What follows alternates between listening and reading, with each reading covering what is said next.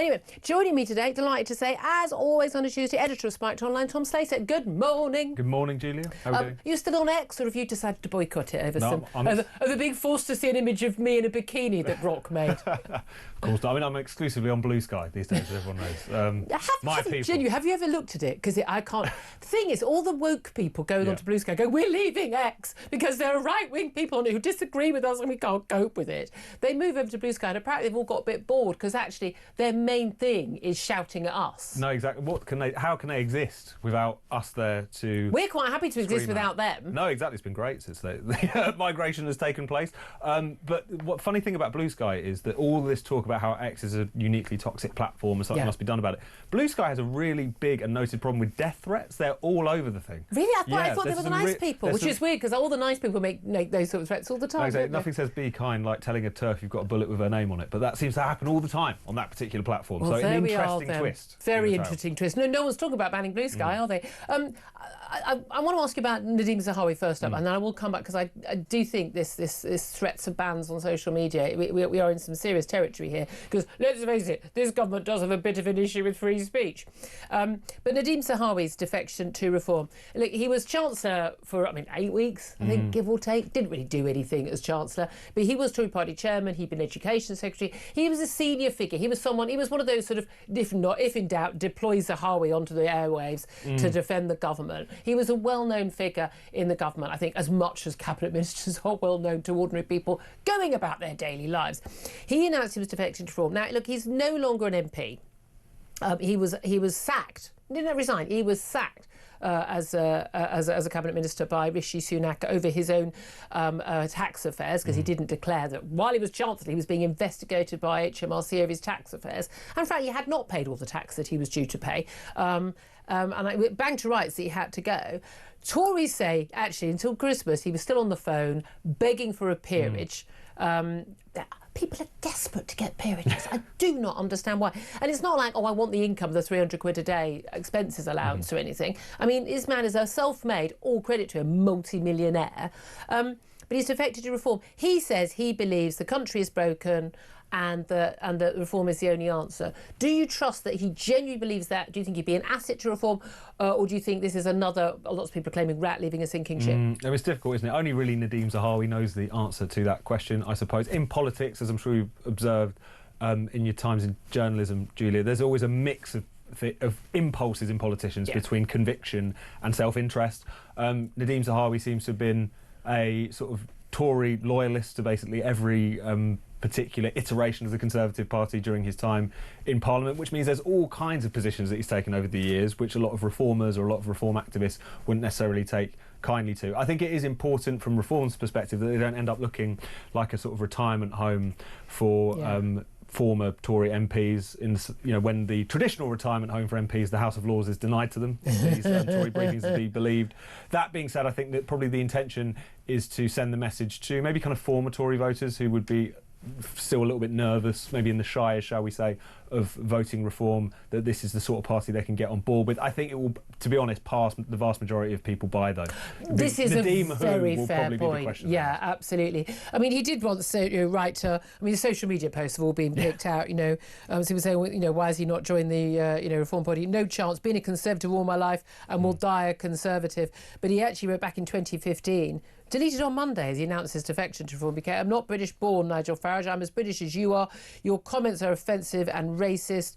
His family sort of Iraqi heritage. I would be frightened to live in a country run by you. That is quite a thing for someone to say and then join. Nigel Farage, meantime, has said, I thought Zahawi had principles, but tonight we learned all he's interested in is climbing that greasy pole. That's what he said in 22 when Boris Johnson appointed him as Chancellor of the Exchequer after the resignation of Rishi Sunak. So I mean, he was Farage, thinks it was absolutely right that he should have been sacked as well, from this job.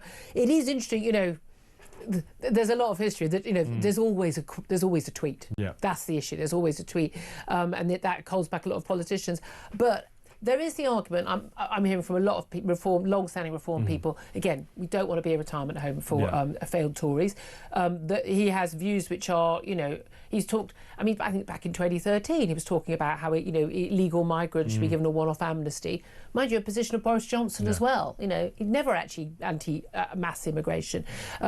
He basically, there was an exchange of tweets where he was absolutely promising there would not be a requirement for people to get vaccines, and then he did not, resign when the government actually pushed basically vaccine passports, something we campaigned and you campaigned very strongly for, both at Spike and here at Talk, against happening. And interesting, people did resign. I mean, Lord Frost, all credit to him, now head of the Institute of Economic Affairs, he did resign from government. That was the final straw. There would be vaccine passports in terms of, people have bodily autonomy, the question is, does he have the same values as a lot of people who've gone to reform because it didn't have the same values as the Tories? No, I think that's a perfectly fair point. And I think when you look at the whole sort of spectrum of views that Nadhim Zahawi has expressed previously and the party that he's now aligning himself with, in the absence of a kind of explanation, a mea culpa, I did used to think this about Farage, but now I think it is obviously going to make people quite cynical. I mean, it's worth stressing that a lot of these high-profile Tory defectors, it's not entirely clear they're going to have a kind of leading role. No, he doesn't want to be an MP. But also, by the way, where are you, Nadhim? I've messaged you. He's not been on the media round this morning, not responding to any messages. There was a long press conference. Nigel Farage got quite cross. When Nigel Farage gets tetchy with people, he's not happy with the questions, all of which I thought were completely reasonable, justifiable questions. But if they thought it was successful, he would be out doing the media rounds this morning, surely. No, exactly. I think there's a kind of sense in which it hasn't landed particularly well with certain sections of their support base, I think that's fair to say, who again don't want to see reform just being reheated Conservative Party, which is fair enough. I mean, it's worth stressing that most of the people involved at reform at the top level, they might not have been formally kind of Tory MPs or whatever, but were certainly Tories at one point. Nigel Farage would have been a Tory. Richard Tice was a Conservative Party member. So, there's something... Lee Anderson, There is, exactly, Lee Anderson in particular. I mean, but at the same time, I think...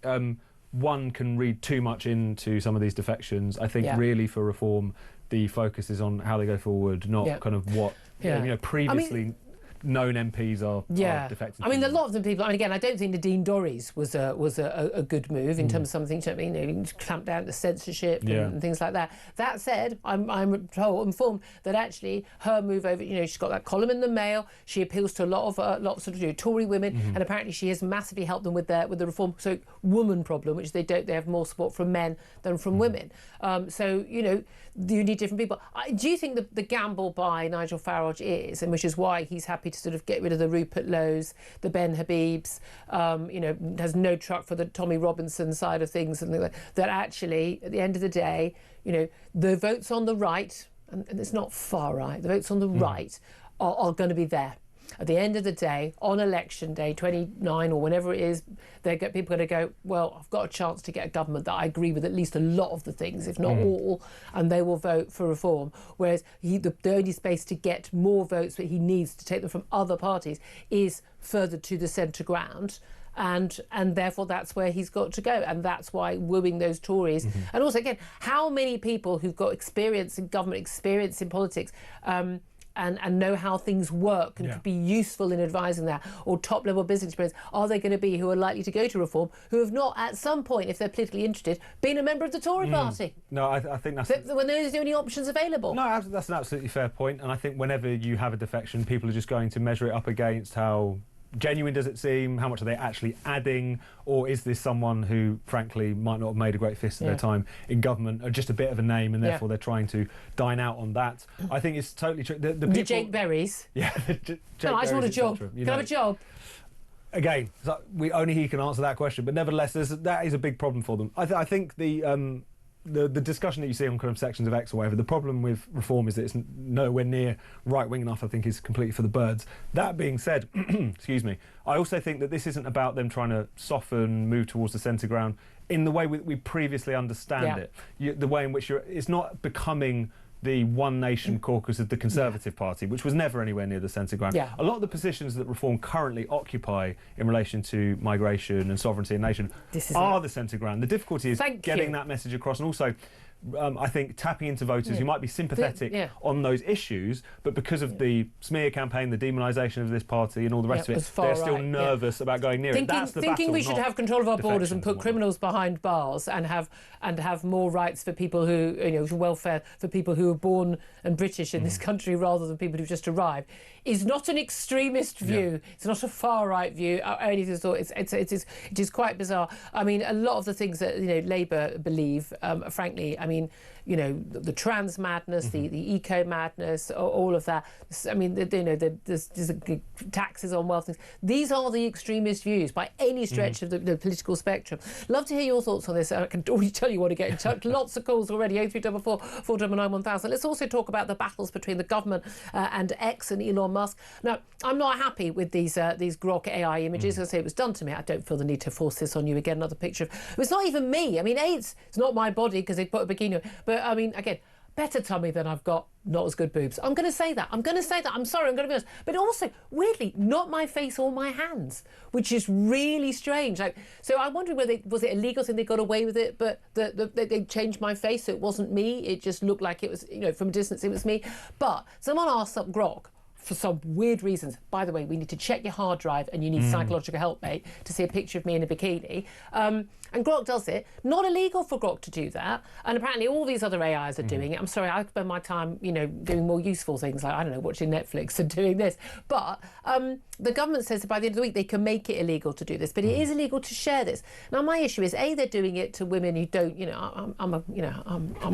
I've been around. I'm not going to be, feel threatened or unhappy. I'd rather someone hadn't done that, but I'm not going to be like, or clutching my pearls about it. But I definitely think there are a hell of a lot of women. Most women will be horrified by that being done to them. It's being done to children. I mean, that should definitely be illegal. But I think people have a right to have their images not distorted in a sexual way. And a lot of these, they're often putting women in very sexual positions as well. And I think, frankly, Elon Musk has pushed a lot of this because he pushes an awful lot of these images on his own Twitter feed, all about, these horrible, grossly distorted, sexualised, cartoonish images of women on Grok. And I'm sorry, he's like a teenage boy. It's really creepy, frankly, in a grown man. But the government has been threatening to actually ban X. We've got this Ofcom investigation. But it's weird because people can still access Pornhub. And a number of these porn sites, they've had to take down, was it Pornhub that had to take down 70% of their images? One of the major sites said after it was exposed that they had not got the permission of the women who were in these pornographic videos to be. This is outrage. No one's talked about taking Pornhub down in this country. Yeah, it's harder to access without a VPN unless you put your details in. But why X? Is it because the threat of X is? Of course it is, Julia. I think we all know that this isn't about Grok and these creeps and sickos who are using them to digitally undress women and even children. Look at pictures of me in a bikini. You sickos. Tom said it. You made that inference, not I. But it's obviously not just about that. First of all, if you look at what some other governments around the world are doing in response to this, not necessarily ones we want to take lessons from in terms of issues of regulation, but Indonesia and Malaysia, they've just blocked Grok itself for a period of time whilst it gets its house in order. They haven't taken X off of the internet over there. These are very socially conservative Muslim majority countries, not the sort of places you would normally look to for proportionate regulation. But they haven't gone as far as what the Labour government are talking about going as far as, which is to take not just Grok down, not just to say that this particular AI tool needs to be changed, but to say that X itself may potentially be banned in this country. Similarly, as you say, if you were primarily concerned about the issue of safeguarding, why would you start with Grok? I mean, even moving away from the question of kind of pornographic websites, Snapchat, according to police figures, is far and away the #1 site for child grooming, for instance. I think it's whenever they actually record a platform in the figures, almost half of the time it's Snapchat. So why hasn't Ofcom launched an investigation into them? The reason X is in the crosshairs is not this particular issue of the bikini pictures and so on and so forth. It's because of this long-running feud between Keir Starmer and Elon Musk, because of the fact that the liberal left in general are freaked out by the fact that there is at least one major social media company now where more or less you can say whatever it is that you want, and the fact that Elon Musk has basically become one of those prominent critics of this government, whether or not we like that, don't like that. They forced them over the grooming gangs. The grooming gangs, illegal migration, many of these issues. I mean, even I was thinking about the Alaa Abd al-Fattah nonsense over the Christmas break. if it wasn't for X leaping into action and people going through social media feeds, that wouldn't have been a scandal. The Foreign Office apparently can't check social media feeds. But you and I can. Yeah, exactly. No, so it is extraordinary, isn't it? But again, this thing, what I find extraordinary is the number of MPs, the Labour MPs and cabinet ministers, and their outrage at these images and how these are the most disgusting, vile images. This is an outrageous crime against women. I don't think it should be allowed. I really don't. I'm sorry. I don't think free speech extends to you undressing women on digitally. I'm sorry. I really, without their consent, I don't think it does. And if you think that's an important part of free speech, then I think you should seek help. But the idea that what is happening digitally like that is anything close to what is happening right now at 10:22 in the morning to some girls, probably hundreds of them, maybe thousands of them, in towns and cities across these countries, when they are being gang raped by men old enough to be their fathers or grandfathers, having been drugged and given alcohol and basically threatened, and that is going on, and that has been going on for 20 years. And this Labour government and the last Tory government didn't do enough, but this Labour government and Labour councils did nothing, not only to stop it, but covered it up. For them to be outraged, and then didn't think there should be inquiry, because that would make you far right, jumping on a bandwagon.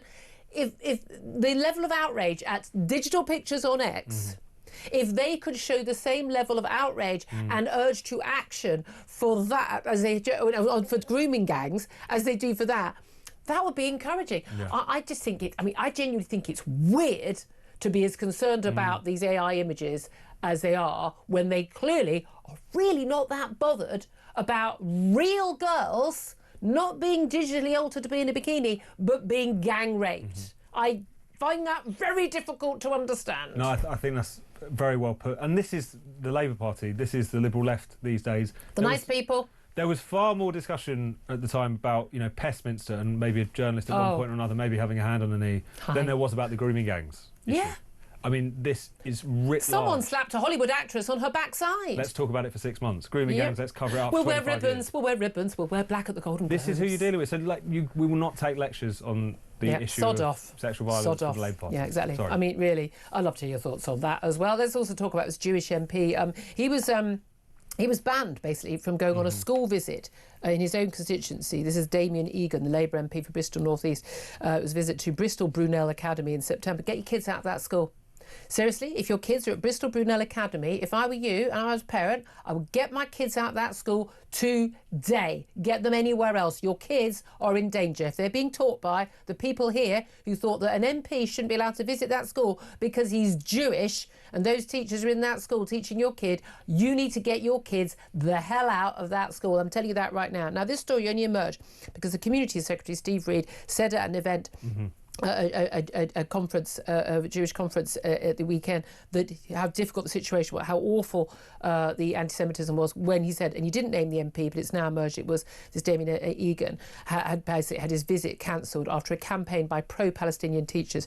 Threats from parents to keep their children at home. Well, frankly, those parents, I've got worries about them. Send the social workers around. But basically, the teachers threatened to wear keffiyehs to school on the day. Well, they should have been sacked on the spot for wearing a political item. And basically they said that they said they basically they had safeguarding concerns, and the school leaders at the academy, so they had to cancel the visit. I mean, this is a democratic elected member of parliament unable to visit a local school because he's Jewish and he supports Israel. Well, I'm not Jewish, but I support Israel. Can I visit the school? I mean, this is just repulsive and disgusting. Every single teacher involved needs to be sacked on the spot. I'm sorry, it's not freedom of speech, this. This is stopping freedom of speech. This is disgusting. And everyone would recognise that if some of the characteristics were switched around. Everyone, if this was a black British MP who, at some school, some lunatics in there decided that it was illegitimate for them to visit because of some convoluted reason about foreign policy, everyone would recognise this as straightforwardly racist. It's just that this is the exception that people have alighted upon. And some people have alighted of course. But what is almost more horrific than the instance itself is the fact that this stuff doesn't really surprise us. This stuff doesn't generate a real deep conversation about how we've allowed such genuinely bigoted people into all levels of our schools, of public sector. Our schools are lost.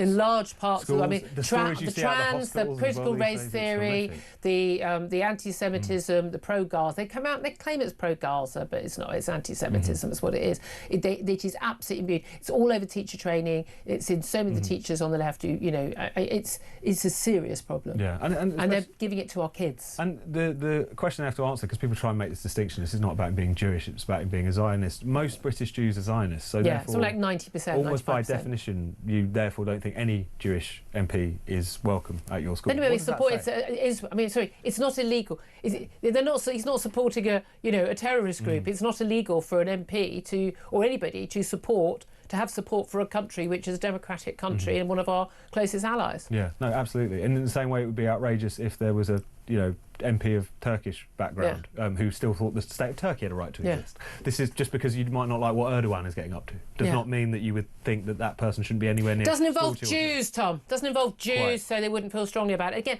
by the way, amazing. I have not seen any roads closed down in the last week or two about with all these people who are desperately concerned about the plight of young people, children being killed because they're trying to just stand up and resist their the terrible regimes. They care a lot about Gaza. Yeah, not that bothered about Iran. Just barely anything. Nothing. Just barely anything on social media from these people. I mean, the Gary Linekers not shed a tear apparently. Bit busy. Again, Greta Thunberg trapped under something heavy, can't reach her phone. Maybe she's on that flotilla already, heading in the direction of Iran. Who knows? But I mean, no protests, no nothing from the usual suspects, and yet we now know. I mean, the reals that people are talking about figures in the high hundreds of people who've been shot, mainly young people out on the streets. It is very likely to be already well into the thousands, and yet we've yet to have any action from Donald Trump when he promised he would do that. 25% tariff on countries doing business with Iran. Yep, that's that will hasten the economic problems. Us boarding a load of shadow tankers carrying Iranian oil, that will help as well. But by the way, why were we Russian oil, whatever? Why were we not doing that already? But at the end of the day, I mean, come on. Trump said he was going to act. He's got to act now, hasn't he? Well, I mean, he's drawn that red line for himself. The question is, what does acting look like? Is it cyber attacks? Is it actually some sort of from-the-air military intervention? I mean, one thing that I think has become clear about Trump is that whilst he doesn't want to get too entangled, he's very willing to kind of get in and get out with certain interventions that he has made. But again, it's one of those things where it remains to be seen what form that may or may not take, whether or not it hastens the end of this regime or not, whether or not that actually creates a kind of greater siege mentality amongst the regime there as it clings on to power. But I think if nothing else, our minds have to be focused on the courageous rebels and also the fact that as we grimly suspect, hundreds if not thousands of them are now having their bloodshed under the cover of this internet blackout which has been imposed. So absolutely. Your thoughts on all